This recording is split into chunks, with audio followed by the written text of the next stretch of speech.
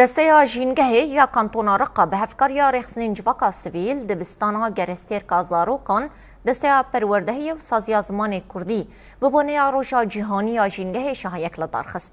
Şahiyê bi axaftina pêşwaziyê ya serokatiya desteya ژینگەha Bakur û Rojhilatê Sûriyê dest pê kir piştre, hin xelekên hunerî şêla zarokên dibistana gerestêrka zarokan û yên navenda çalakiyên dibistanan ve hatin pêşkêşkirin.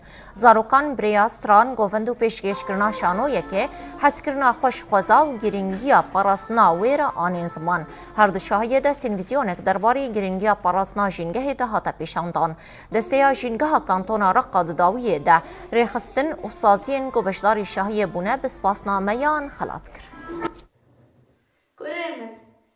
Ez titiştim, ez babı verin.